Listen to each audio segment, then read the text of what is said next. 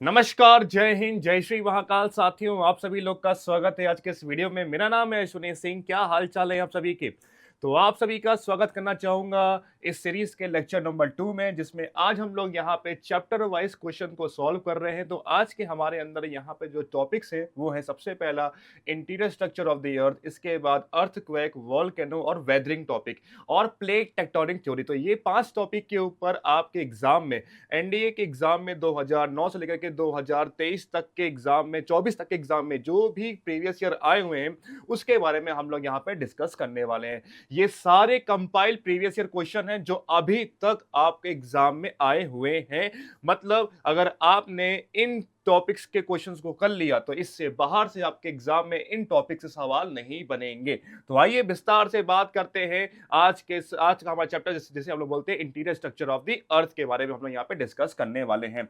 तो हमारा पहला क्वेश्चन साथियों वो ये है, आइए इसके बारे में बात करते हैं। कह रहा है the earth crust is the thinnest, हमारा जो अर्थ क्रस्ट सबसे पतला कहां पे देखने को मिलता है, ये सवाल आपसे यहाँ पे कह रहा है। आइए इसके बारे में हम यहाँ पे डिस्कस करते हैं साथियों, ठीक है।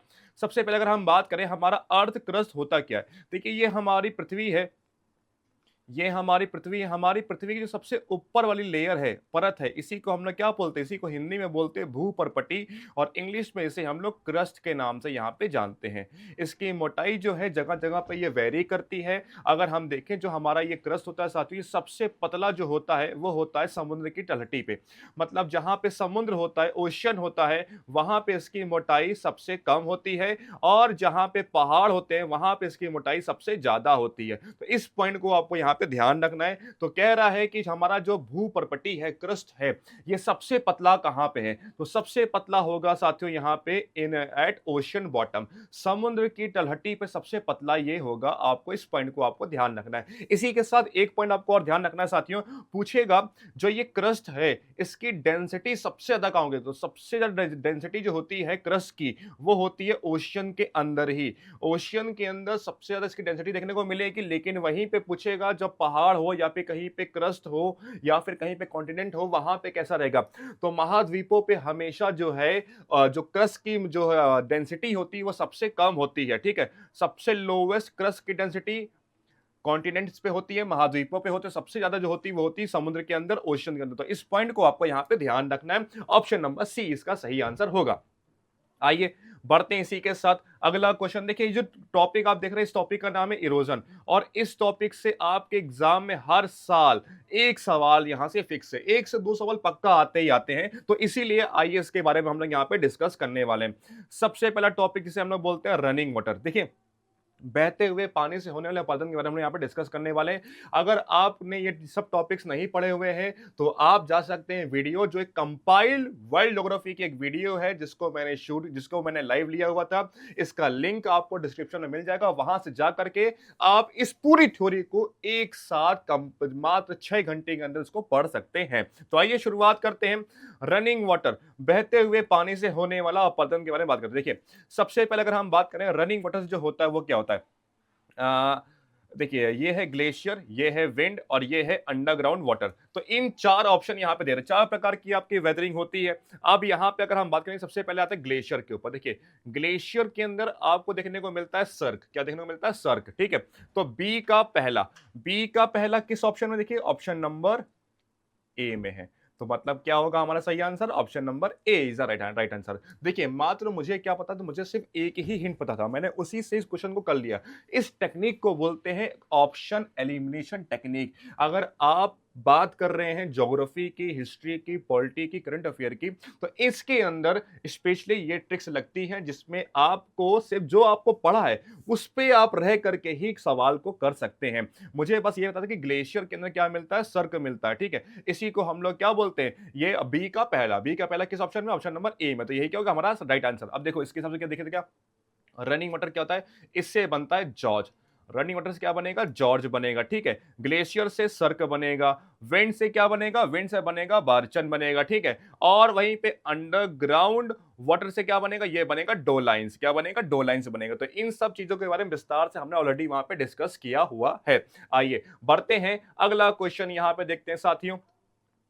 कह रहा है स्टेटमेंट है रॉक्स के ऊपर बताना है इसमें से कौन सा सही है, ठीक है। पहला कह रहा है shale, become slate through metamorphism. देखिए सेल जो है ये एक सेडिमेंट्री रॉक है। क्या है? सेडिमेंट्री रॉक है। इसे हिंदी में इसे हम लोग बोलते हैं अवसादी चट्टाने। और स्लेट क्या है? ये एक मेटामॉर्फिक रॉक है। जब किसी भी रॉक को अगर हम हाई प्रेशर और हाई टेम्परेचर दे दें, इस प्रोसेस को बोलते हैं मेटामॉर्फिसिस। ठीक है, क्या बोलता है? मेटामॉर्फिसिस के नाम से यहाँ पे जानते हैं। किसी भी रॉक को, चाहे वो इग्नियस हो, चाहे वो अग्निमय हो, चाहे वो अवसादी हो, चाहे वो सेडिमेंट्री हो, चाहे वो रूपांतरित हो, चाहे वो मेटामॉर्फिक खुद ना हो, किसी भी रॉक को अगर हम हाई प्रेशर हाई टेम्परेचर दे रहे हैं तो वो क्या बनेगी? वो बनेगी आपकी मेटामॉर्फिक रॉक। ठीक है, तो आपको यहाँ पे ध्यान रखना है, सेल को हमने ये एक सेडिमेंट्री रॉक्स थी, इसको हमने हाई प्रेशर हाई टेम्परेचर दिया, इस प्रोसेस को बोलते हैं मेटामॉर्फिज्म या मेटामॉर्फिसिस के नाम से यहाँ पे जानते हैं। और उससे क्या बना? एक मेटामॉर्फिक रॉक बनी, इसका नाम है स्लेट।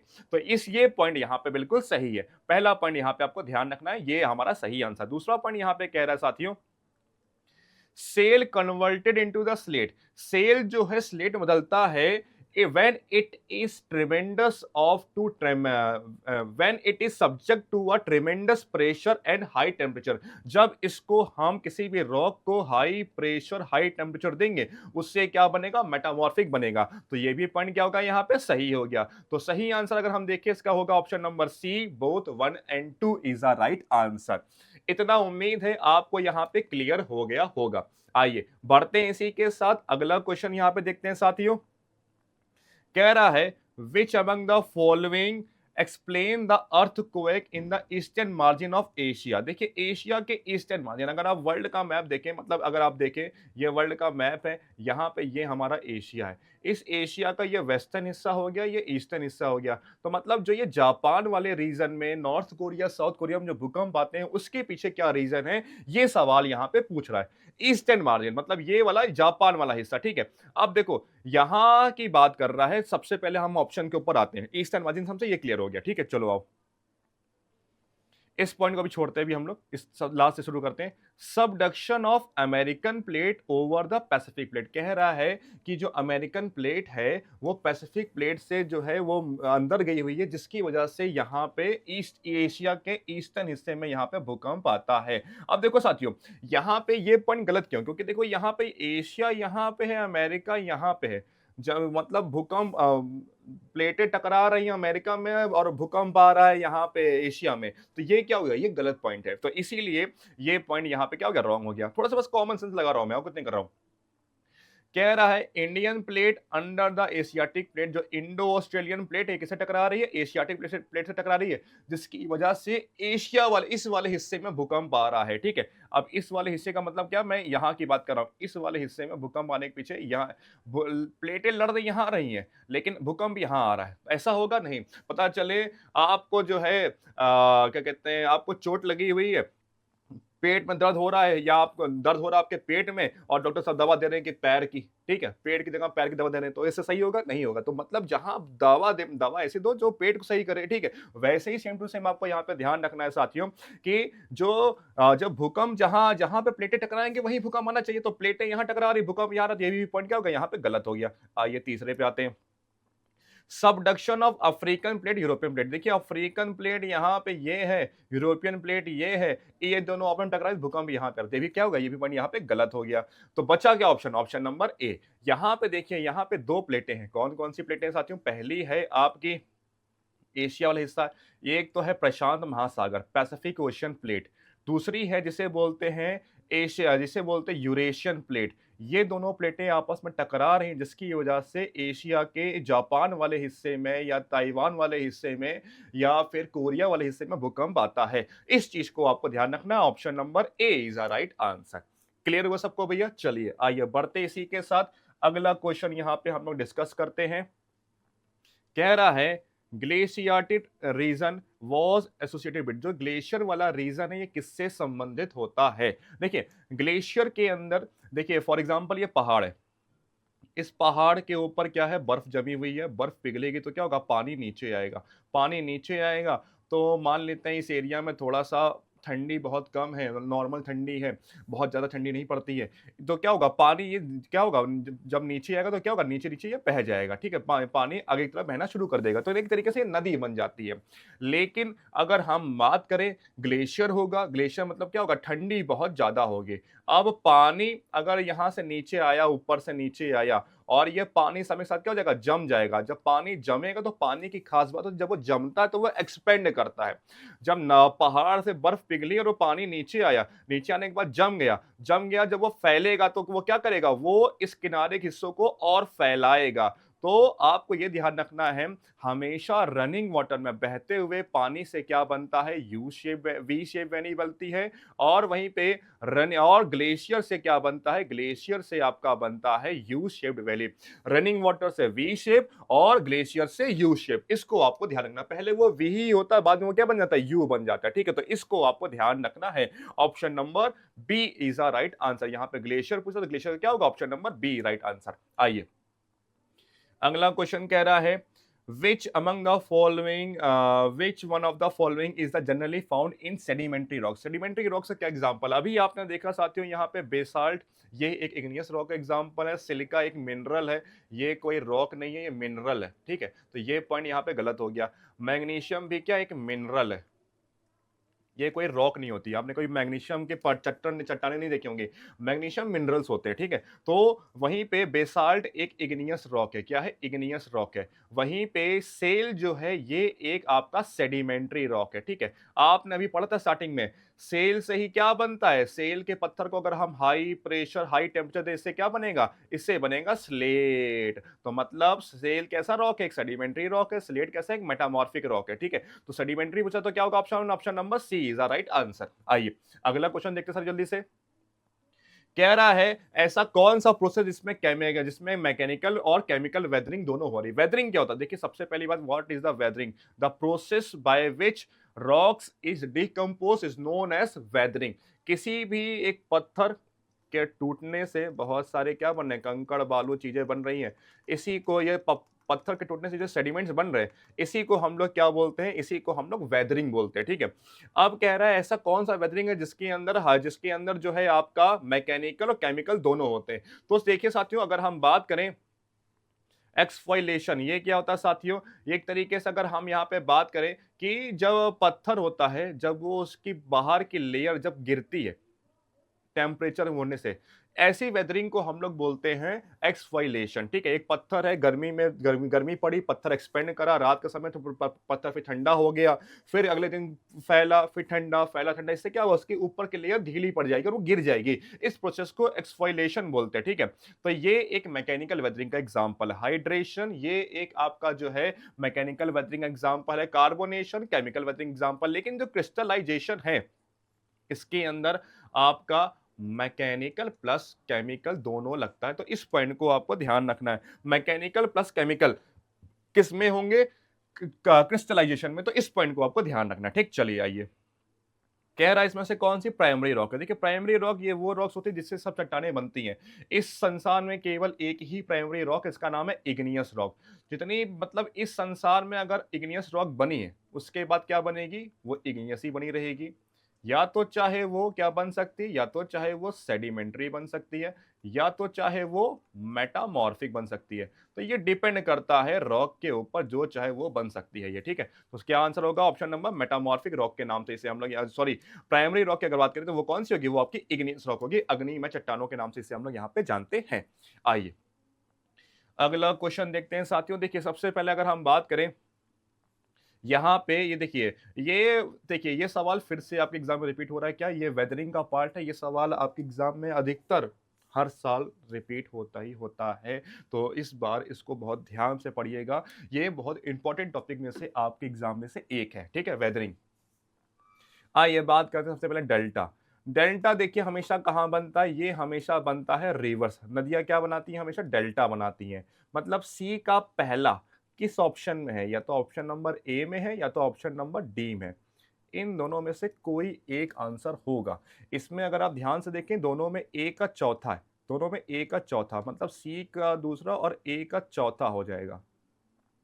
चलो अब बचे हुए दो। अब मुझे पता है स्टेलासाइट और स्टेगलामाइट ये जो होते हैं ये ग्राउंड वाटर में मिलते हैं। किसमें मिलते हैं? ग्राउंड वाटर में मिलते हैं। तो क्या हो गया? बी का तीसरा किस ऑप्शन दोनों में से? Option number D is the right answer. तो ऐसे क्वेश्चन को हम लोग यहाँ पे करते हैं साथियों कि कम से कम समय में हम यहाँ पे ज्यादा से ज्यादा क्वेश्चन कर सकें, जो कम से कम पढ़ करके। ये नहीं कि सब पूरा ज्ञान होना चाहिए, मुझे सब कुछ पता होना चाहिए। मुझे जितना पता था उतने से मैंने इस क्वेश्चन को कर लिया। तो इसी टेक्निक का आपको इस्तेमाल करना एग्जाम के ना, थोड़ा सा बस दिमाग भी खोल के रखना है, ठीक है, कि आपको पता रहे कि कौन सा किसका पार्ट है। देखिए, अगर हम बात करें यहाँ पे स्टाइलासाइड स्टैग्नामाइट, तो इसी को हम लोग बोलते हैं कास्ट टोपोग्राफी। जब गुफाओं के ऊपर ऐसे लटकती हुई जो ये होते हैं, इसी को ऊपर वाले को बोलते हैं स्टाइलासाइट, नीचे वाले को क्या बोलते हैं? स्टैग्नामाइट होते हैं। और जब ये जुड़ जाते हैं गुफाओं में, इसी को हम लोग पिलर बोलते हैं, ठीक है। अगला होता है जिसे हम लोग बोलते हैं डेल्टा। नदियाँ क्या करती हैं, जब वो बहते हुए आती है तो सेडिमेंट्स बहुत सारे हिस्सों में सेडिमेंट्स को इकट्ठा कर देती है और नदियाँ बहुत सारे हिस्सों में डिवाइड हो जाती हैं। इसी को हम लोग बोलते हैं यहाँ पे डेल्टा के नाम से। मोरेन्स क्या होते हैं? जब ग्लेशियर मूव करते हैं ना, अपने साथ सेडिमेंट्स मतलब कंकड़ बालू पत्थर को लेके चलते हैं। उसी कंकड़ बालू पत्थर को ग्लेशियर वाले, उसी को हम लोग बोलते हैं हम लोग क्या? मोरेन्स के नाम से, ठीक है। चलिए, एक बात और ध्यान रखिए, क्या मोरेन्स दो प्रकार के होते हैं। पहला होता है जिसे हम लोग बोलते हैं लेटरल मोरेन्स, जो ग्लेशियर के किनारे किनारे मिलेगा। दूसरा होता है मिडवल मोरेन्स, जो ग्लेशियर के बीच में मिलेगा। इसी को मिडवल मोरेन्स बोलेंगे। किनारे किनारे मिलेगा उसे क्या बोलेंगे? लेटरल मोरेन्स, ठीक है। आइए बढ़ते हैं इसी के साथ, अगला क्वेश्चन देखते हैं। इसमें से कौन सा सेम ग्रुप नहीं है, ये आपको बताना है, ठीक है। आपको पता है सेल, अभी आपने देखा ये कौन सी रॉक है? सेडिमेंट्री रॉक है, ठीक है। लाइमस्टोन सेडिमेंट्री रॉक है, सैंडस्टोन सेडिमेंट्री रॉक है। लेकिन आपको पता है सेल को अगर हमने हाई प्रेशर हाई टेम्परेचर दिया, इससे क्या बनेगा? इससे बनेगा स्लेट। ये कौन सी रॉक हो गया? ये हो गया मेटामॉर्फिक रॉक। इसीलिए option number C is a right answer होगा, ठीक है। देखिए ये सवाल कितनी बार, सेल और स्लेट वाला सवाल कितनी बार रिपीट हो रहा है। मतलब आपके एग्जाम के लिए one of the most important topic है ये कन्वर्जन वाला, जो बहुत बार रिपीट हो रहा है। तो चलिए बात करते हैं इस क्वेश्चन के बारे में। कह रहा है the rigid lithosphere slab are known as plates, what would be the result if the oceanic plate collides with the continental plate. तो क्या होगा रिजल्ट, ये आपसे यहाँ पे पूछ रहा है। तो आइए बात करते हैं इसके बारे में साथियों। देखिए, सबसे पहले जब भी दो प्लेटें आपस में टकराती हैं, इसे हम लोग बोलते हैं डिस्ट्रक्टिव प्लेट मार्जिन। क्या बोलते हैं? डिस्ट्रक्टिव प्लेट मार्जिन के नाम से यहाँ पे जानेंगे। या इसी को बोलते हैं क्या? Convergent plate. क्या बोलेंगे? कन्वर्जेंट प्लेट के नाम से यहाँ पे जानेंगे। आपको ध्यान रखना है, दो प्रकार की प्लेटें होती है। एक प्लेट जिसके ऊपर ओशन हो, एक प्लेट जिसके ऊपर कॉन्टिनेंट या फिर महाद्वीप हो। हमेशा ओशन वाली प्लेट भारी होगी, हमेशा महाद्वीप वाली कॉन्टिनेंट वाली प्लेट हमेशा हल्की होगी। जब दो प्लेट एक दूसरे की तरफ बढ़ेंगी, जो हमेशा भारी होगी वो हमेशा नीचे जाएगी, जो हमेशा हल्की होगी वो हमेशा ऊपर जाएगी। आपको ये ध्यान रखना है कि हमेशा भारी कौन सी होगी? समुद्र वाली। तो समुद्र वाली हमेशा अंदर जाएगी, महाद्वीप वाली हमेशा, कॉन्टिनेंट वाली हमेशा ऊपर जाएगी। इस पॉइंट को आपको ध्यान रखना है, ठीक है। पहला पॉइंट यहाँ पे कह रहा साथियों, oceanic plate forces below the continental plate. देखिए, जब भी दो प्लेटें एक दूसरे की तरफ बढ़ेंगे, अगर मान लेते हैं दोनों के ऊपर क्या है? ओशियन है, तो इस कंडीशन में जो समुद्र बड़ा होगा वो प्लेट ज्यादा भारी होगी, जो समुद्र छोटा होगा वो प्लेट हमेशा हल्की होगी। तो इस कंडीशन में मान लेते हैं कि यहाँ पे ये प्लेट है, ये हैवी है और ये लाइट है। इस कंडीशन क्या होगा? ये भारी वाली प्लेट नीचे जाएगी, हल्की वाली क्या होगी? ऊपर जाएगी। इस कंडीशन में आइलैंड्स बनते हैं, द्वीपों का निर्माण होता है। इस पॉइंट को आपको ध्यान रखना है, ठीक है। दूसरा पॉइंट कंडीशन ये बनती है, अगर एक के ऊपर ओशन हो जाए और एक के ऊपर क्या हो जाए? लैंड हो जाए। इस कंडीशन में क्या होगा? आपको ध्यान रखना है कि हमेशा ओशन वाली क्या होगी? भारी होगी, तो हमेशा नीचे जाएगी। लैंड वाली हमेशा हल्की होगी, तो क्या होगी? हमेशा ऊपर आएगी। इस कंडीशन को आपको ध्यान रखना है। इस कंडीशन में क्या होता है?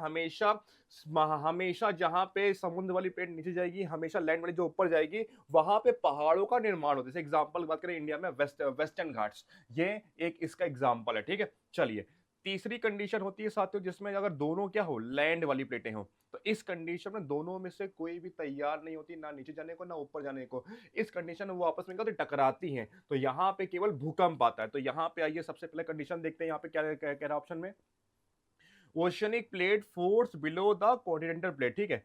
क्या कह रहा है? अगर इफ द कॉन्टिन oceanic plates collide with the continental plate, अगर एक ओशनिक प्लेट टकरा रही है लैंड प्लेट से या कॉन्टिनेंटल प्लेट से, तो इस कंडीशन में क्या होगा? तो ओशन वाली क्या होगी? वो नीचे जाएगी, लैंड वाली कॉन्टिनेंटल वाली क्या होगी? वो ऊपर जाएगी। ठीक है, तो oceanic plate forces below the continental plate, पहला पॉइंट क्या बिल्कुल सही है।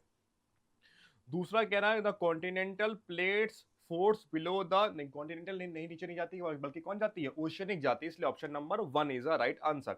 अगला आइए, तीसरा पॉइंट कह रहा है, दूसरा यहाँ पे गलत है। ठीक है, तीसरा कह रहा है continental oceanic plates never collide, ये हमेशा क्या टकराती हैं, ऐसा पॉइंट यहाँ पे ये भी क्या है? गलत है। तो आंसर क्या होगा इसका? भैया option number 1 only is the right answer. ठीक है, तो इस पॉइंट को आपको यहाँ पे ध्यान रखना है। चलिए आइए, ईस्कर्स कहाँ मिलते हैं? देखिए साथियों, ईस्कर्स होते क्या है? जब ग्लेशियर से सेडिमेंट्स आते हैं, कंकड़ बालू पत्थर आते हैं, और ये ऐसे सांप की शेप में ऐसे पाए जाए, जिसे गांव में हम लोग तरीके से मेड़ बोलते हैं ना, मेड़, जो मेड़ की शेप में पाया जाता है, इसी को हम लोग यहाँ पे क्या बोलते हैं? इसी को हम लोग ईस्कर्स बोलते हैं। ये कहाँ मिलते हैं? ग्लेशियर इरोजन से मिलते हैं। तो ऑप्शन होगा इसका सही आंसर इसका क्या होगा? Option number C, glaciofluvial deposit के नाम से इसे हम लोग यहाँ पे जानते हैं। ठीक है, चलिए अगला क्वेश्चन देखते हैं साथियों। इसके साथ कह रहा है आपको बताना है इसमें से कौन सा फीचर किसका है। ठीक है, सबसे पहले आइए बात करते हैं सर्क। देखिए सर्क कहाँ में मिलता है? ये मिलता है ग्लेशियर में। ड्रमलिन्स कहाँ मिलते हैं? ये भी मिलता है आपका ग्लेशियर में। सर्क जो है आपका, ये इरोजनल फीचर है। ठीक है, ये इरोजनल फीचर का काम करता है। तो यहाँ पे हो गया erosional feature of the glacier. A का चौथा किस ऑप्शन में भैया? इसमें है। डी का क्या हो गया? दूसरा हो गया। इन दोनों में से मतलब कोई एक हमारा यहाँ पे आंसर होगा। डी का दूसरा हो गया। चलिए बहुत बढ़िया बात है। अब बसता है यहाँ पे यारदंग। ठीक है, यारदंग की अगर हम यहाँ पे बात करें साथियों, ये यारदंग जो है ये इरोजनल फीचर है किसका? विंड का। और बरखान क्या है? डिपोजिशनल फीचर है किसका? विंड का। तो एक बी का पहला किस ऑप्शन में? ऑप्शन नंबर ए में। तो यही हमारा यहाँ पे राइट आंसर होगा। देखिए ये टॉपिक से सवाल बहुत बार रिपीट हो रहे हैं, इसीलिए इस टॉपिक को ध्यान से पढ़ के जाइएगा। One of the most important topic जिसे हम लोग वेदरिंग के नाम से जानते हैं। तो पढ़ लीजिएगा, नहीं पढ़ा है लिंक डिस्क्रिप्शन में पड़ा हुआ है, जा करके इस वीडियो को जरूर देखिएगा। आइए अगला क्वेश्चन, क्वार्टजाइट ये कैसी रॉक है? देखिए देखिए अगर सबसे पहले ये अगर क्वार्टजाइट की रॉक को अगर हम यहाँ पे क्या करें, हाई प्रेशर हाई टेम्परेचर दें, तो इससे क्या बनेगा? ये सवाल आपसे पूछ रहा है। ठीक है, अगर देखो अगर हम लाइम स्टोन के पत्थर को high pressure high pressure high temperature देते हैं, तो इससे बनता है लाइम स्टोन से बनता है मार्बल। क्या बनता है? मार्बल। प्लूटोनिक देखिए ये कोई जो है ये कोई रॉक नहीं है, ये बल्कि एक रॉक के टाइप है। ठीक है, प्लूटोनिक रॉक टाइप होती है। कौन सी रॉक होती है? देखिए सबसे पहली बात, इग्नियस रॉक होती है। ये दो प्रकार की होती है, पहली होती है इंट्रूसिव, दूसरी जिसे बोलते हैं एक्सट्रूसिव। इंट्रूसिव जो जमीन के अंदर मिले, एक्सट्रूसिव जो जमीन के बाहर मिले। इंट्रूसिव के दो हिस्से होते हैं, पहला होता है प्लूटोनिक, दूसरा होता है हाइपर बेसाल। प्लूटोनिक जो जमीन के बहुत गहराई में मिले, हाइपर बेसल जो जमीन के कम गहराई में मिले। तो प्लूटोनिक क्या हो गया? ये इग्नियस रॉक का एक टाइप है, तो इसीलिए ये भी क्या होगा? आंसर नहीं होगा। ठीक है, लाइम स्टोन से देखिए लाइम स्टोन से मार्बल बनेगा। ठीक है, अभी आते हैं सेल। सेल से क्या बनेगा? स्लेट बनेगा। आप सभी को पता ही है। ठीक है, आप देखो सैंड स्टोन से क्या बनेगा? क्वार्टजाइट बनेगा। सैंड स्टोन से क्या बनेगा? क्वार्टजाइट बनेगा। तो option number C is a right answer. तो ये सैंडस्टोन कैसी रॉक है? ये एक सेडिमेंट्री रॉक है। सेडिमेंट्री रॉक का अगर हम हाई प्रेशर हाई टेम्परेचर देंगे, उससे क्या बनेगा? क्वार्टजाइट बनेगा। इस पॉइंट को आपको ध्यान रखना है। आइए अगला क्वेश्चन कह रहा है, radioactive decay provides the internal source of heat of the earth. ठीक है, internal source of the heat of the earth, these help in the formation of which are the type rocks. ठीक है, internal source of heat, देखिए अर्थ के अंदर क्या है? Internal सो मतलब अर्थ के अंदर क्या है? गर्मी है। तो इससे कौन सी रॉक बनेगी? देखिए इससे सबसे पहले बात इग्नियस रॉक बनेगी। इग्नियस रॉक ये पिघली हुई चट्टानों से बनती है। जब जमीन के अंदर जो चट्टानें होती हैं वो टेम्परेचर के कारण पिघल जाती हैं, उससे जो रॉक बनती है वो इग्नियस रॉक बनती है। ठीक है, और इग्नियस रॉक से क्या होती है? सारी रॉक बनती है, चाहे वो सेडिमेंट्री हो चाहे वो मेटामॉर्फिक हो। इसका मतलब क्या हुआ? इसका मतलब सारी रॉक्स किससे बनी हुई है? सारी रॉक्स बनी हुई है इंटरनल हीट से। इसलिए option number D is a right answer. तो इस पॉइंट को आपको ध्यान रखना है। आइए अगला क्वेश्चन यहां पे देखते हैं साथियों। कह रहा है जो ये रॉक्स हैं इनके जो ग्रेन्स होते हैं, इनके जो पार्टिकल्स होते हैं उसको छोटे से बड़े क्रम में ऐसे लगाइए, ठीक है। किसके ग्रेन्स कितने मिलते हैं ऐसे करके आपको यहाँ पे अरेंज करना है, ठीक। सबसे पहले देखिए, आपको मैं समझा रहा हूँ, देखिए सबसे छोटा जो आपको ग्रेन्स मिलते हैं वो मिलते हैं सेल के, फिर मिलते हैं स्लिट स्टोन, फिर सैंड स्टोन और फिर कॉन्ग्लोमरेट। तो ये सीक्वेंस आपको ध्यान रखना है। S S triple S S3C क्या है? S3C shale, slate, sandstone, conglomerate. Slate, slate, sandstone मतलब जो इसके ग्रेन्स होते हैं, जो पार्टिकल्स होते हैं, उसके छोटे से बड़े क्रम में आपको लगाना। तो ये सीक्वेंस आपको बस ध्यान रखना है। देखिए ये जो सवाल है एक तरीके से जो बच्चा पहली बार कर रहा है उसके लिए इम्पॉसिबल है, क्योंकि उसके लिए मतलब जो है जिस बच्चे ने आज तक पहले कभी दिया ही नहीं है, जो मैं अगर मैं होता इस पेपर को देता तो मैं भी नहीं कर पाता इस सवाल को, क्योंकि ये किसी को पता ही नहीं होता है। तो इसीलिए आपको एक पेपर में एक दो सवाल ऐसे मिलेंगे जो आपको डिस्ट्रैक्ट करेंगे, लेकिन अब आपको जैसा ऐसे सवाल एक भी एक दो मिले जिसमें लगे कि ये क्या कह रहा है क्या कहना चाह रहा है, तो तुरंत ही उस सवाल को छोड़ दीजिएगा, अपने समय बर्बाद ना करिएगा। आइए अगला क्वेश्चन यहाँ पे देखते साथियों। लिथोस्फीयर किसे कहते हैं? देखिए जब क्रस्ट और अपर मेंटल मिल जाए, क्रस्ट और अपर मेंटल मिल जाए, इसी को हम लोग क्या बोलते हैं? लिथोस्फीयर के नाम से यहाँ पे जानते हैं, ठीक है। Option number B is the right answer. Crust क्या होता है? क्रस्ट सबसे पृथ्वी का सबसे ऊपर वाला भाग क्रस्ट हो गया, और अपर मेंटल को वो जब मिलता है इसी को हम लोग क्या बोलते हैं? लिथोस्फीयर के नाम से यहाँ पे जानते हैं। आइए कह रहा है which of the following is not a chemical, इसमें से कौन सा केमिकल वेदरिंग एग्जांपल नहीं है? देखिए सॉल्यूशन एग्जांपल है, कार्बोनेशन एग्जांपल है, ऑक्सीडेशन एग्जांपल है, एक्सफॉइलेशन एग्जांपल नहीं। ये क्या होता है? देखिए एक चट्टान है, दिन के समय होगा तो टेम्परेचर क्या होगा? इंक्रीज होगा, तो चट्टान क्या करेगा? एक्सपेंड करेगा, फैलेगा। रात के समय क्या होगा? चंद्रमा निकलेगा तो टेम्परेचर डाउन होगा, चट्टान क्या होगी? सिकुड़ेगी। तो अगले दिन फिर क्या करेगी? एक्सपेंड करेगी, सिकुड़ेगी। अगले दिन फिर क्या करेगी? एक्सपेंड करेगी, सिकुड़ेगी। तो इससे क्या होगा? पृथ्वी जो चट्टान है इसकी ऊपर की लेयर वो ढीली पड़ जाएगी और वो नीचे गिर जाएगी। इसी को मतलब एक तरीके से ये एग्जाम्पल किसका? ये मैकेनिकल वेदरिंग या फिर फिजिकल वेदरिंग का एग्जाम्पल है ये, ठीक है। तो एक्सपॉइलेशन जो है इसका सही आंसर होगा, option number D is the right answer, ठीक है। चलिए अगला कह रहा है इसमें से कौन सी इग्नियस रॉक नहीं है? अगर हम देखें गैब्रो एक इग्नियस रॉक है, ग्रेनाइट, ग्रेनाइट एक इग्नियस रॉक है, और पूछेगा ग्रेनाइट कौन से रॉक का इग्नियस में कौन से रॉक एग्जांपल, तो ये एग्जांपल है इंट्रूसिव इग्नियस रॉक का। इंट्रूसिव में भी कौन सा? इंट्रूसिव में एग्जांपल ये प्लूटोनिक, प्लूटोनिक इग्नियस रॉक का। एक तरीके से ये भी ध्यान रखिएगा, ये आपका एग्जांपल है एक इग्नियस रॉक का। साथ ही साथ एक तरीके से अगर हम देखें ये रॉक जो है ग्रेनाइट का पत्थर, ये जमीन के बहुत अंदर मिलता है, तो इसको बहुत प्रेशर भी मिलता है। तो इग्नियस रॉक और मेटामॉर्फिक रॉक दोनों के एग्जांपल आप बोल सकते हैं ग्रेनाइट के पत्थर को, ठीक है। इस चीज को, लेकिन मेलरी किसका एग्जांपल है? इग्नियस रॉक का एग्जांपल है, ठीक है। आइए गैब्रो इग्नियस रॉक है, ग्रेनाइट इग्नियस रॉक है, बेसाल्ट एक इग्नियस रॉक है, लेकिन डोलोमाइट इग्नियस रॉक नहीं है। इस पॉइंट को आपको ध्यान रखना है, ठीक। Option number C is the right answer. ये कौन सी रॉक है? ये सेडिमेंट्री रॉक है, सेडिमेंट्री रॉक है, ठीक है। इस चीज को आपको यहां पे ध्यान रखना है। चलिए अगला क्वेश्चन देखते हैं। देखिए ये कह रहा है ये जो इसिल्स होते हैं ये क्या होता है? देखिए जब आप गुफाओं में जाते हैं तो देखते हैं गुफाओं से ऐसे जो लटकती हुई चीजें होती हैं, ये सब जो लटक रहे हैं इसी को हम लोग क्या बोलते हैं? इसिल्स के नाम से यहाँ पे जानते हैं। असल में ये कहाँ पे देखने को मिलता है? ये देखने को मिलता है हमको लाइम स्टोन के पहाड़ों पे,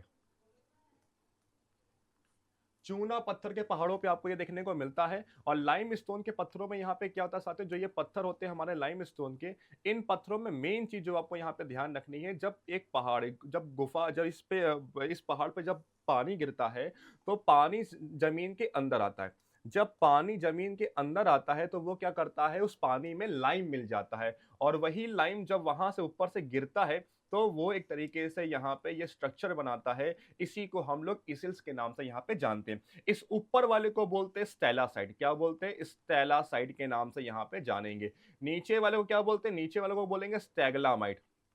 क्या बोलेंगे? स्टेगलामाइट के नाम से यहाँ पे जानेंगे। ऊपर वाले को स्टेलासाइट, नीचे वाले को स्टेगलामाइट बोलेंगे। और देखो जैसे कि ये देखो ये वाला स्ट्रक्चर क्या पूरी तरीके से जुड़ा हुआ है, इसे हम लोग क्या बोलेंगे? इसे बोलेंगे पिलर, या इसी को आप बोल सकते हैं कॉलम। तो ये बात आपको ध्यान रखनी है, ठीक। तो इसका सही आंसर क्या होगा?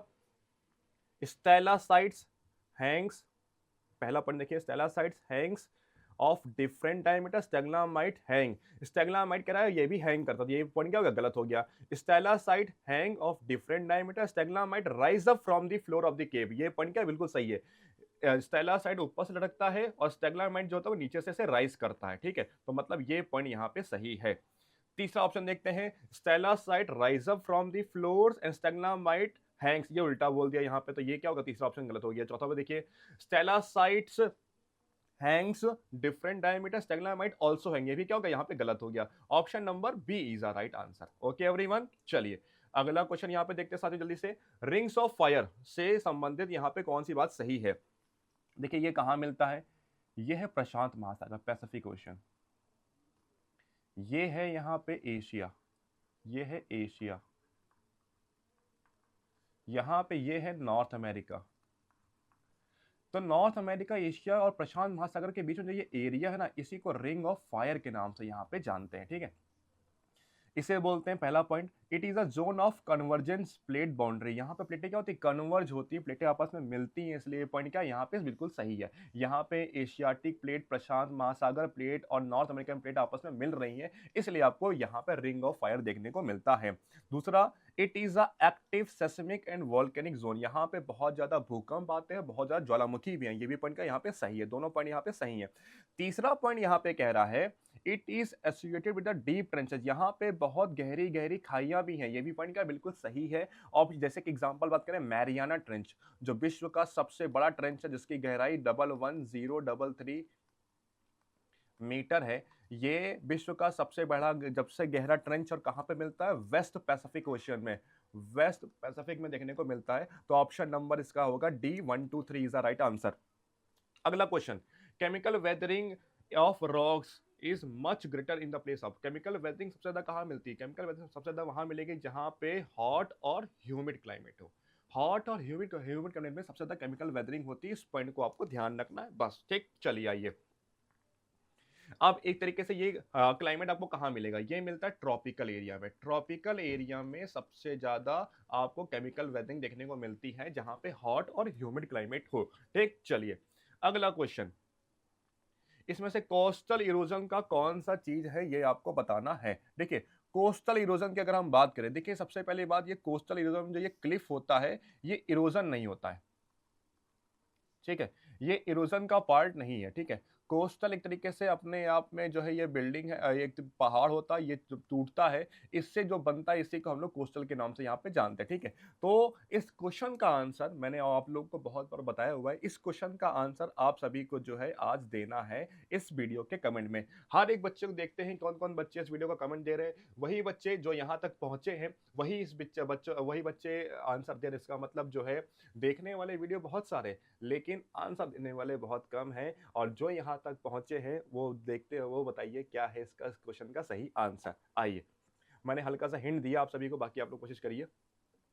विच one of the following is not a coastal depositional feature, इसमें से कौन सा कोस्टल डिपोजिशनल फीचर नहीं है, मतलब कोस्ट जो आपके क्या कहते हैं सैंड्स आती हैं वो डिपॉजिट नहीं हो रही है, इसमें कौन सा, देखिए अगर हम बात करें स्टैग, स्टैग जो है साथियों, ये आपका जो है कोस्टल डिपोजिशनल फीचर नहीं है। अब असल में ये इरोजनल फीचर है, किसका एग्जांपल, ये इरोजनल फीचर है। ये क्या होता है सर, देखिए एक मान लीजिए ये कोस्टल क्लिफ होती है, इस कोस्टल क्लिफ में बनती है कोस्टल क्लेव, यही केव समय के साथ क्या होती है, बड़ी होती चली जाती है, बड़ी होती चली जाती है, बड़ी होती चली जाती है, एक समय ऐसा आता है ये ऊपर का हिस्सा इम्बैलेंस हो जाता है और ये हिस्सा नीचे गिर जाता है, गिरने की वजह से क्या होता है, ये हिस्सा अलग हो जाता है और ये हिस्सा ऐसे अलग हो जाता है, तो इसी को हम लोग स्टैग बोलते हैं, ठीक है। तो स्टैग ये इरोजन का पार्ट है, ना कि डिपोजिशनल का। Option number C is the right answer.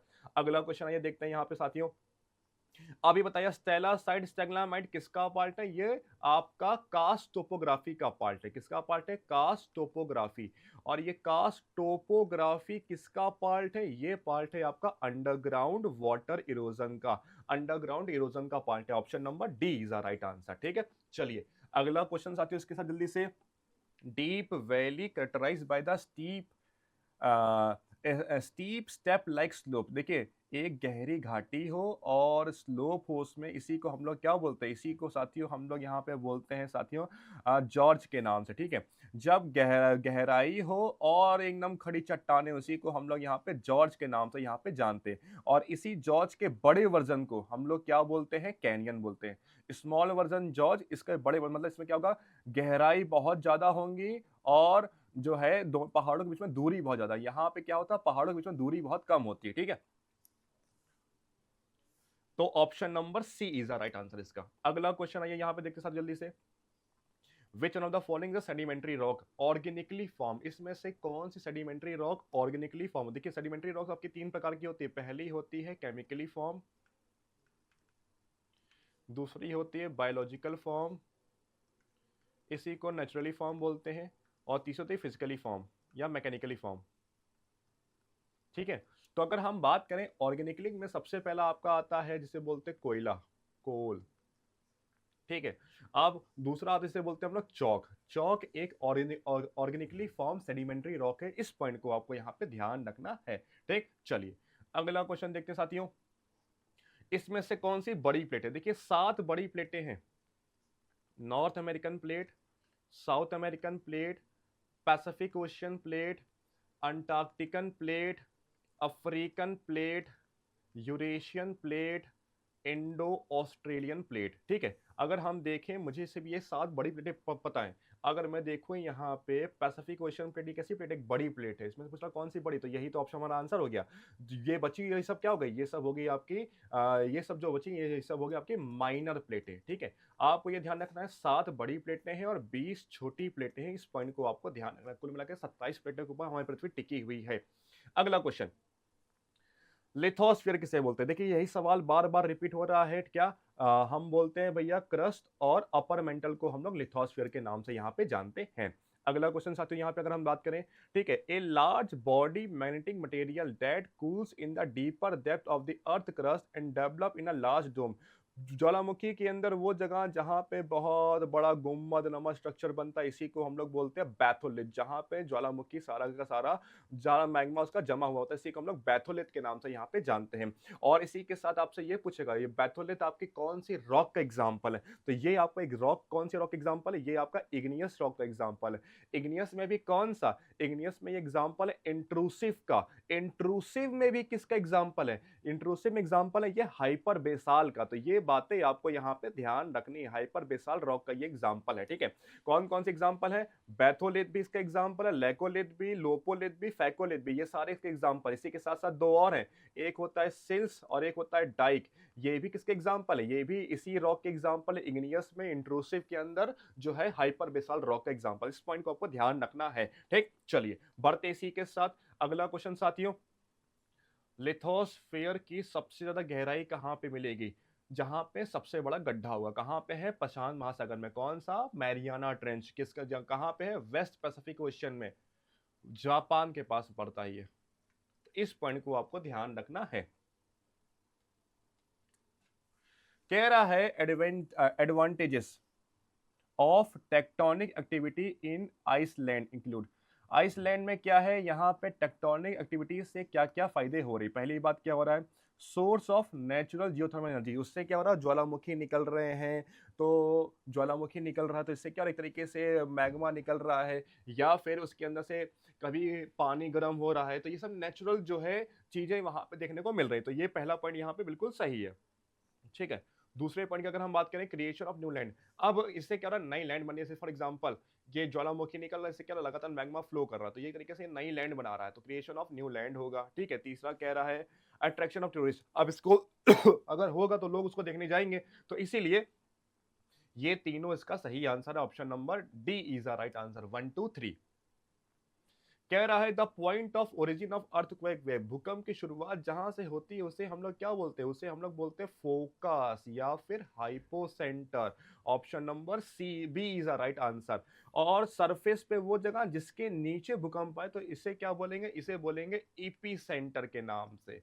तो इस पॉइंट को आपको ध्यान रखना है। ठीक है, चलिए बास्केट ऑफ एग टोपोग्राफी, ये आपका पार्ट है ड्रमलिन्स का। असल में क्या होता है, जब ग्लेशियर्स के साथ सेडिमेंट्स आते हैं और सेडिमेंट्स आकर के ऐसे छोटे छोटे पहाड़ों का रूप ले लेते हैं, तो एक तरीके से ये बनाते हैं क्या, छोटे छोटे अंडे, जैसे लगता है कि कोई अंडे जो है जमीन के अंदर दबे हुए हैं, तो ऐसा स्ट्रक्चर लगता है, इसलिए इसे हम लोग क्या बोलते हैं, बास्केट ऑफ एग टोपोग्राफी बोलते हैं, ड्रमलिन्स के नाम से इसे हम लोग यहाँ पे जानते हैं। कौन सी वेदरिंग का पार्ट है, ये ग्लेशियर इरोजन का पार्ट है, इसको आपको यहाँ पे ध्यान रखना है। ठीक, चलिए। कह रहे इसमें से कौन सी छोटी प्लेट नहीं है, देखिए आपने केवल बड़ी पढ़ी है, ठीक है, पर कौन कौन सी, North American plate, South American plate, Pacific Ocean plate, Antarctican plate, African plate, Eurasian plate और इंडो ऑस्ट्रेलियन प्लेट, तो ये 7 प्लेटें हैं। अब इसमें देखो, ये अंटार्कटिकन क्या, ये बड़ी प्लेटें हैं, बाकी सब बची, ये सब क्या हो गई, छोटी हो गई, तो इसमें से कौन सी जो है छोटी नहीं है, वो Antarctican plate, option number D is the right answer. अगला क्वेश्चन देखिए साथी, ये सवाल जो आ रहे हैं ये प्रीवियस ईयर है, बेसिक सवाल आते हैं आपके एग्जाम में, और ये ऐसा नहीं कि सिर्फ आसान आसान क्वेश्चन निकाल दिए हैं। 2009 से 2024 तक जितने भी प्रीवियस ईयर आए हुए हैं इस टॉपिक के इन 5 टॉपिक के, ये सारे के सारे मैंने करवाए हैं इसकी इस क्लास के अंदर, सारे के सारे हैं। मतलब इन टॉपिक को ही बस आप अच्छे तरीके से पढ़ लो, आपके एग्जाम में सवाल इन्हीं टॉपिक से आएगा। आप देख रहे हो, एक बार बार वही टॉपिक बार बार रिपीट कर रहा है, बस चीजें खाली घुमा रहा है, थोड़ी बहुत चीजें घुमा रहा है, मतलब वो टॉपिक कवर कर लिया, आपका काम हो गया। ये बात है आपको ध्यान रखनी एग्जाम के अंदर, ठीक है। चलिए, इसमें से कौन सा स्टेटमेंट सही है ये आपको बताना है। Earth crust is brittle in nature, ठीक है, कह रहा है अर्थ क्रस्ट जो है ये ब्रिटल है, बिल्कुल सही बात है, ठीक है। दूसरा कह रहा है the thickness of the oceanic crust, जो हमारा जो क्रस्ट है वो जहाँ पे समुद्र है वहां पे केवल 15 किलोमीटर चौड़ा है, और जहाँ पे ओशियन, जहाँ पे महाद्वीप है वहां पे 30 किलोमीटर चौड़ा है, तो ये भी पॉइंट का यहाँ पे बिल्कुल सही है, ठीक है। तो जो हमारा क्रस्ट है इसकी मोटाई पहाड़ मतलब जो है लैंड वाले हिस्से पे, कॉन्टिनेंटल वाले हिस्से पे सबसे ज्यादा है, और सबसे कम जो है समुद्र वाले हिस्से पे। तो ऑप्शन क्या होगा इसका सही आंसर साथियों, ऑप्शन होगा इसका answer number C, both 1 and 2 is the right answer. कह रहा है क्रस्ट और मेंटल के बीच में कौन सी डिस्कॉन्टिन्यूटी मिलती है। देखिए आपको मैंने बताया कि ये हमारी पृथ्वी है, हमारी पृथ्वी के 3 हिस्से, क्रस्ट के 2 हिस्से, upper crust lower crust, upper mantle lower mantle, upper core lower core.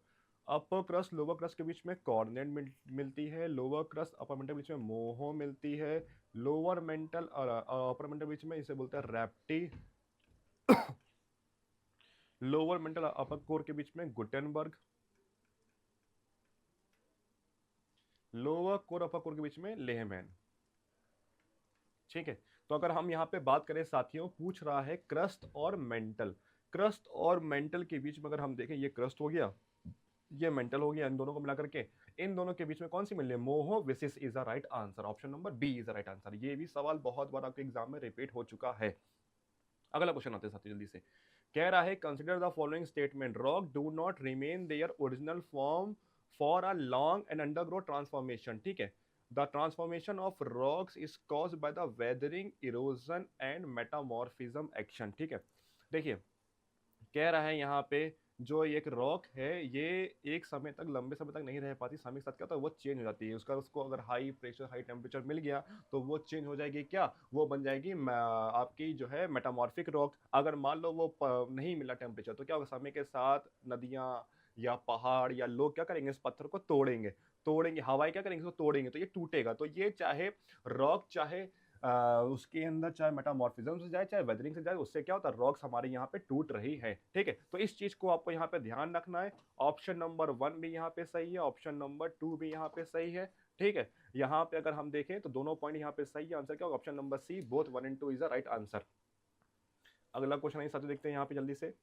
कह रहा है which on the following statement about the earthquake wave is not correct, भूकंप के बाद जो तरंगे हैं, भूकंप के तरंगे हैं, सेस्मिक वेव्स, इसके बारे में कौन सी कथन सही नहीं है। पहले कह रहा है P wave is move fast and are first arise surface, सबसे पहले सरफेस पे कौन सी पहुंचती है, पी वेव पहुंचती है, और सबसे पहले निकलती है कौन सी, पी वेव, इसलिए ये पॉइंट का यहाँ पे सही है, पहला पॉइंट यहाँ पे सही। दूसरा कह रहा है P wave can travel in a gas, liquid and solid, P wave तीनों में चलती है, ये पॉइंट का यहाँ पे सही है। तीसरा पॉइंट कह रहा है P wave has a maximum area covered under its shadow reason, ठीक है, या इसको भी देखते हैं। चलो तीसरा पॉइंट आते हैं। Seismograph located beyond the 145 degree from the AP centre can record the arrival of P wave, ठीक है। तो सिस्मोग्राफ 105 से लेकर के 105 145 डिग्री के बीच में, फॉर एग्जांपल मान लीजिए भूकंप यहाँ पे आया, तो यहाँ से जो एंगल बनेगा, यहां से जो ये एंगल बनेगा 105 और 145 के बीच में, 105 और 145 के बीच में, इस बीच में जो है भूकंप की तरंगे जो है वो नहीं निकलेंगी। इस बीच में जो ये वाला बीच वाला हिस्सा है, यहाँ पे और यहाँ पे भूकंप तरंगे आपको देखने को नहीं मिलेंगे, ठीक है। क्यों नहीं मिलेंगे? क्योंकि यहाँ पे जो है ये किनारे के हिस्से, जो ये हमारा क्रस्ट, इसके किनारे के हिस्से से जो है ये डिफ्लेक्ट हो जाती है, इस वजह से ये देखने को नहीं मिलती है, ठीक है। इसके बारे में बहुत विस्तार से मैंने अर्थक्वेक टॉपिक में पढ़ाया हुआ है आपको वन शॉट वीडियो में, प्लीज एक बार उसको देख लीजिएगा ताकि आपको ये टॉपिक अच्छे तरीके से समझ में आए, ठीक है। तो ऑप्शन नंबर सी इसका सही आंसर यहाँ पे होगा। अगला क्वेश्चन आते हैं सब जल्दी से। कह रहा है मेटामॉर्फिक रॉक के बारे में कौन सी चीज यहाँ पे सही नहीं है, आइए देखते हैं। ड्यू टू द, चलिए इस क्वेश्चन का आंसर आप लोग बताइएगा। मेटामॉर्फिक रॉक को मैंने बहुत बार पढ़ाया हुआ है, एक बार कोशिश करिएगा इसका आंसर क्या होगा आपको यहाँ पे बताना है। अगला क्वेश्चन आते हैं सब जल्दी से। कह रहा है which of the following likely to be the most prevalent from the weathering and hot tropical desert area. Desert area में सबसे ज्यादा कौन सी वेदरिंग होगी? देखो डेजर्ट एरिया में, देखो अगर हम बात करें केमिकल्स, केमिकल्स बहुत मुश्किल, केमिकल्स कैसे मिलेंगे? जब अगर वहाँ पे बारिश हो या फिर ह्यूमिड क्लाइमेट हो, बहुत ऊष्मा हो वहाँ पे, तो इस वजह से मिलेगी। बायोलॉजिकल वहाँ पे लोग मिलते ही नहीं, तो वहाँ पे बायोलॉजिकल वेदरिंग होगी कहाँ से, ठीक है। तो इसीलिए सबसे ज़्यादा डेजर्ट एरिया में आपको देखने को मिलते हैं कौन से? केमिकल, मैकेनिकल वेदरिंग, जिसको हम लोग फिजिकल वेदरिंग के नाम से भी यहाँ पे जानते हैं। तो इस चीज़ को आपको ध्यान रखना है। डेजर्ट एरिया में सबसे ज़्यादा क्या मिलेगी? वो मिलेगी मैकेनिकल वेदरिंग, ठीक है। अगर हम बात करें केमिकल कहाँ मिलेगी? ये मिलेगी जहाँ पे हॉट और ह्यूमिड क्लाइमेट हो, ठीक है। बायोलॉजिकल ये कहीं भी मिल सकती है, लेकिन यहाँ पे डेजर्ट, डेजर्ट में क्या, यहाँ पे लोग बहुत कम मिल, जहाँ पे लोग ज्यादा वहाँ बायोलॉजिकल वेदरिंग ज्यादा। क्योंकि इसके अंदर तीन चीजें आती हैं, एक आता है एनिमल, प्लांट और एनिमल, प्लांट और तीसरा जिसे हम लोग यहाँ पे बोलते हैं साथियों, एनिमल प्लांट के साथ साथ ह्यूमन। इस पॉइंट को आपको ध्यान रखना है। लीचिंग ये एक प्रोसेस है जिसके तहत मिट्टी का जो सिलिका है वो जमीन के नीचे चले जाता है। इस प्रोसेस को हम लोग यहाँ पे लीचिंग के नाम से यहाँ पे जानते हैं। अगला क्वेश्चन आइए, लैंडस्लाइड को लेकर के यहाँ पे सवाल पूछा जा रहा है, ठीक है। आइए बात करते हैं। These are only on the gentle slope during the rain. देखिए ये पहाड़ है, इस पहाड़ में ये ढलान है, तो क्या होगा जब बारिश होगी तो मिट्टी ढीली पड़ेगी और क्या होगा, वो मिट्टी नीचे गिर जाएगी। इसी को हम लोग लैंडस्लाइड बोलते हैं। तो पहला पॉइंट यहाँ पे सही है। लैंडस्लाइड अधिकतर हमको बारिश के समय में ही देखने को मिलता है, तो पहला पॉइंट यहाँ पे सही है। ये वहां पे होता है जिस मिट्टी में क्ले की मात्रा थोड़ी सी ज्यादा हो, क्योंकि पानी जब मिलेगा तो मिट्टी थोड़ी सी क्लेइश हो जाएगी, थोड़ी सी गीली हो जाएगी, जिसकी वजह से वो क्ले का रूप ले लेगी और वहां की मिट्टी फिर धंस जाएगी। और कभी कदार क्या होता है, इसकी वजह से भूकंप भी आपको देखने को मिलता है, ठीक है। तो इसमें यहाँ पे अगर हम बात करें, तीनों पॉइंट यहाँ पे बिल्कुल सही है। ऑप्शन नंबर यहाँ पे 1 2 3 इज द राइट आंसर। अगला क्वेश्चन आइए।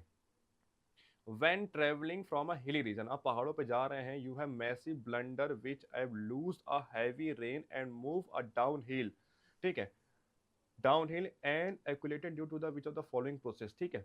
आप देखिए, while traveling on a hilly region, आप पहाड़ों पे गए, हिली रीजन पे गए हैं, you notice a massive boulder which was loosed by a heavy rain। Heavy rain मतलब बारिश बहुत ज्यादा हुई, इससे क्या हुआ, बहुत भारी मात्रा में सेडिमेंट्स जो है वो नीचे की तरफ आए एंड मूव डाउन हिल, नीचे की तरफ आए, ठीक है। And resulted due to which of the following process, ये कौन से प्रोसेस का पार्ट है?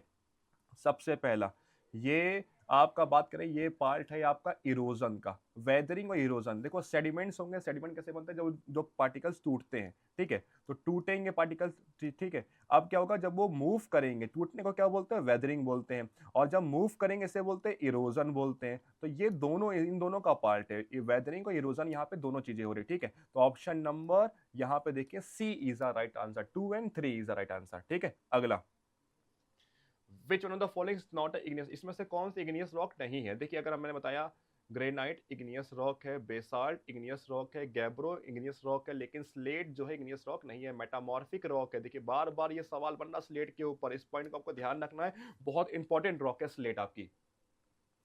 अगला, inner most part of the earth which of the following is found in the inner most, सबसे अंदर कौन सी मिलती है? सबसे अंदर मिलती है आपको लेहमैन डिस्कॉन्टिन्यूटी। ठीक है, तो इस पॉइंट को आपको ध्यान रखना है। अगला क्वेश्चन कह रहा है इनर मोस्ट इंट्रूसिव, सबसे अंदर कौन सी सबसे अंदर आपको मिलती है? बैथोलिथ। देखिए सबसे अंदर जहां पे मैग्मा ज्वालामुखी जहां पे सबसे ज्यादा मैग्मा भरा हुआ होता है उसी को बैथोलिथ बोलते हैं। जब वो मैग्मा ऊपर की तरफ जाए लौकी की शेप ले ले इसी को बोलते हैं लैकोलिथ। जब मैग्मा ऐसे वेव की शेप में पाई जाए इसी को बोलते हैं फैकोलिथ। ठीक है, और जब मैग्मा ऐसे लौकी की शेप में पाई जाए इसी को बोलते हैं लोपोलिथ। ठीक है, तो इस पॉइंट को आपको ध्यान रखना है। ठीक, चलिए इसमें से कौन सा इग्नियस रॉक नहीं है? फिर से सवाल रिपीट कर रहा है, देख रहे हैं, फिर से सवाल, slate is the right answer. अगला क्वेश्चन कह रहा है ये बताइए इसमें से कौन सा इग्नियस और मेटामॉर्फिक दोनों है? देखिए अगर हम बात करें गैब्रो, ये इग्नियस रॉक है। ग्रेनिसाइड जीनोसाइड ऐसी ऐसी कोई रॉक्स ही नहीं है। ठीक है, बचा क्या? ग्रेनाइट। ग्रेनाइट जो है ये आपको इसके अंदर इग्नियस और मेटामॉर्फिक दोनों के फीचर देखने को मिलते हैं। इग्नियस क्यों? क्योंकि ये जो है मैग्मा से बनी हुई है। दूसरी पॉइंट क्या है? ये जमीन के अंदर मिलती है, इसलिए इसको मेटामॉर्फिक हम इंक्लूड करते हैं, क्योंकि हाई प्रेशर हाई टेम्परेचर मिलता है। Option number D is the right answer. ठीक है, तो इसको आपको यहाँ पे ध्यान रखना है।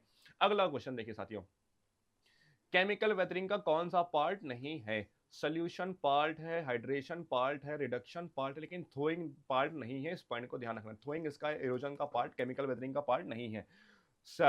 देखिए ये हो गया, क्रिस्टलाइजेशन हो गया, क्रिस्टलाइजेशन पार्ट है। ठीक है, और ऑक्सीडेशन पार्ट है। ठीक है, तो ये 5 पार्ट हैं इसके, इसके अलावा और कोई जो है केमिकल वेदरिंग का पार्ट नहीं है। इस पॉइंट को आपको ध्यान रखना है।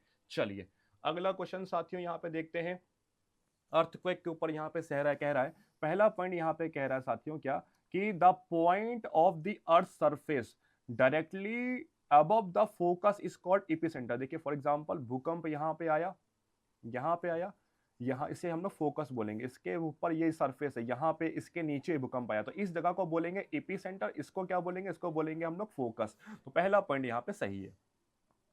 Earthquake generate primary and secondary wave that radiates outward from the earthquake focus। तो earthquake focus से दो वेव निकलती, P वेव और सेकेंडरी वेव, और एस वेव जिसे हम लोग सरफेस वेव भी बोलते हैं या फिर एल वेव बोलते हैं। तो इसीलिए ये दोनों यहाँ पे क्या है, पॉइंट यहाँ पे सही है। पहला पॉइंट भी यहाँ पे सही है, दूसरा पॉइंट भी यहाँ पे सही। तीसरा पॉइंट देखते हैं, the focus are likely to be cause a more damage.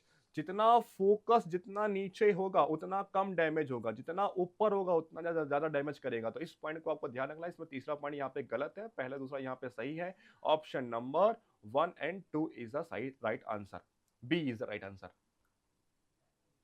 आइए लास्ट क्वेश्चन आज का हमारे इस वीडियो का। ठीक है, अर्थ इंटरनल स्ट्रक्चर के बारे में हमको किससे पता चलता है? ठीक है, statement regarding the earth internal structure के बारे में पता चलता है। ठीक है, पहला कह रहा है, पहला पॉइंट कह रहा है the oceanic crust is heavier than the continental crust. बिल्कुल सही बात है, अभी मैंने आपको स्टार्टिंग बताया, सबसे पहला पॉइंट यही बताया आपको। ठीक है, दूसरा पॉइंट क्या कह रहा है? Most of the earth internal heat is contained with in the mental. ठीक है, अर्थ की अधिकतर ज्यादा हीट कहाँ पे? मेंटल के अंदर, जैसे कि उसके अंदर क्या कोर है, इसलिए क्या है, दूसरा पॉइंट भी यहाँ पे सही है। तीसरा पॉइंट यहाँ पे कह रहा है अ लार्ज कन्वेक्टिव सेल्स और in the crust circulate heats and drive a plate tectonic process. मतलब बहुत बड़ी बड़ी यहाँ पे प्लेटें हैं और वो आपस में जो है हिलती हैं, मूव करती, इससे टेक्टोनिक एक्टिविटीज आपको देखने को मिलती है। तो ये भी पॉइंट क्या यहाँ पे सही है। तो आंसर नंबर अगर आप देखें 1 2 3 इज अ राइट आंसर। तो ये था आपके 5 टॉपिक, जो आपके सबसे पहला rocks, interior structure of the earth, earthquake, volcano और वेदरिंग। इन 5 टॉपिक को हमने बहुत विस्तार से इस वीडियो में देखा। ये सारे कंपाइल प्रीवियस ईयर क्वेश्चन है। वीडियो कैसा लगा जरूर कमेंट करके बताइएगा। मिलते हैं इसी के साथ नेक्स्ट वीडियो में, तब तक के लिए जय हिंद, जय श्री महाकाल।